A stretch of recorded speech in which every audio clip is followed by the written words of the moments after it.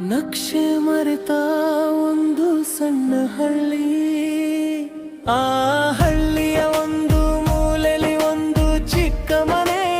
ಅಲ್ಲೇ ದೇಶದ ಭವಿಷ್ಯಕ್ಕೆ ಬೇಕಾದ ಉಸಿರು ಹುಟ್ಟಿತು. 1907ರಂದು ಮೌನದ ದಿನ, ಬಂಧನ ಮುರಿದು ಮನೆಗೆ ಬಂದವರ ಜೊತೆ ಒಂದು ಮಗು ಜನಿಸಿತು. ಅಜ್ಜಿ ಹೇಳಿದರು ಅದೃಷ್ಟವಂತ, ಆದ್ರೆ ಆ ಮಗು ಅದೃಷ್ಟಕ್ಕಿಂತ ಹೊಣೆಗಾರಿಕೆ ಹುಕ್ಕು ಬಂದಿತ್ತು.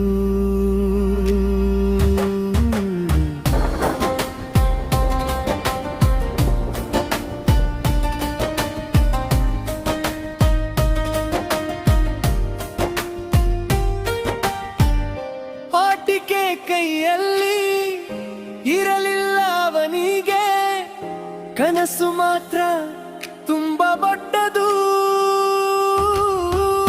ಮಾವಿನ ಮರ ನೆಡುವಾಗ ಅವನು ಕೇಳಿದ ಪ್ರಶ್ನೆ ಸರಳವಾಗಿತ್ತು. ಬಂದೂಕು ಬರೆಯೋದಿಲ್ಲವಾ ಅಪ್ಪ? ಆ ಪ್ರಶ್ನೆಯಲ್ಲೇ ನಮ್ಮದು ದೇಶದ ನೋವಿತ್ತು. ಶಾಲೆ ಅವನಿಗೆ ಪಾಠ ಕಲಿಸಿತು, ಪುಸ್ತಕ ಅವನಿಗೆ ಕ್ರಾಂತಿ ಕಲಿಸಿತು. ಇತಿಹಾಸದ ಪುಟಗಳ ನಡುವೆ ರಗಲು ತನ್ನ ದಾರಿ ಹುಡುಕುತ್ತಿದ್ದ ಮೌನವಾಗಿದ್ದ ಹುಡುಗ. ಒಂದು ದಿನ ಧ್ವನಿಯಾಗುವುದು ಖಚಿತ ಎಂದು ಯಾರಿಗೂ ಗೊತ್ತಿರಲಿಲ್ಲ.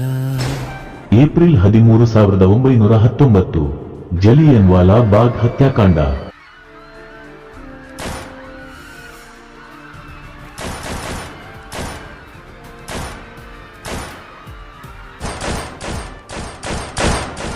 ಹನ್ನೆರಡು ವರ್ಷದ ಹುಡುಗ, ಯಾರೂ ಕರೆಯದೆ ಯಾರೂ ಹೇಳದೆ ಶಾಲೆ ಬಿಟ್ಟು ಒಬ್ಬನೇ ನಡೆದುಕೊಂಡು ಹೋದ.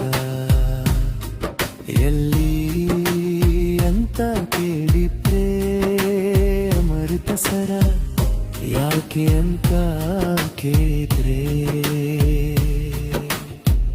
ಅವನಿಗೂ ಸ್ಪಷ್ಟ ಉತ್ತರ ಇರಲಿಲ್ಲ. ಆದ್ರೆ ಅವನ ಕಾಲುಗಳಿಗೆ ಗೊತ್ತಿತ್ತು, ಅಲ್ಲಿ ಏನೋ ಕಾಯುತ್ತಿಗೆ ಅಂತ. 12 ಮೈಲಿ ನಡೆದು ಹೋದಾಗ ಕಣ್ಣುಗಳ ಮುಂದೆ ಕಂಡದ್ದು ಕೇವಲ ಮೈದಾನ ಅಲ್ಲ, ಮಾತಾಡಲಾಗದ ನೋವು, ರಕ್ತದಲ್ಲಿ ನೆನೆದ ಮಣ್ಣು, ಮೌನವಾಗಿ ಕೂಗುತ್ತಿದ್ದ ಭೂಮಿ ಧ್ವನಿ. ಆ ದಿನ ಧ್ವನಿಯನ್ನು ಕೇಳಿ ಅವನು ತಿಲ್ಲ. ಆ ಭೂಮಿಯಲ್ಲಿ ಜನರ ರಕ್ತದಿಂದ ನೆನೆದ ಮಣ್ಣನು ಒಂದು ಗಾಜಿನ ಬಾಟಲಿಯಲ್ಲಿ ತುಂಬಿಕೊಂಡು ಮನೆಗೆ ತಂದು ಪ್ರತಿದಿನ ಆ ಮಣ್ಣಿಗೆ ಹೂ ಅರ್ಪಿಸಿ ಪೂಜಿಸುತ್ತಾ ಒಂದು ಮಾತು ಮಾತ್ರ ಹೇಳಿದ.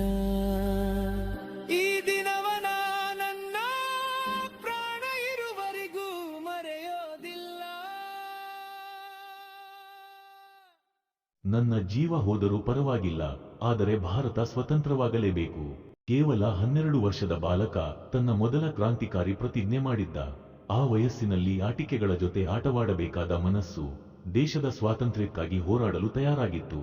ಬಾಲ್ಯದಿಂದಲೇ ಭಗತ್ ಸಿಂಗ್ ಅವರ ಹೃದಯದಲ್ಲಿ ದೇಶಪ್ರೇಮ ಅಷ್ಟು ಗಟ್ಟಿಯಾಗಿತ್ತು, ಮುಂದೆ ಬ್ರಿಟಿಷ್ ಸಾಮ್ರಾಜ್ಯವನ್ನೇ ಕಂಪಿಸಿದ ಬೆಂಕಿಯಾಯಿತು.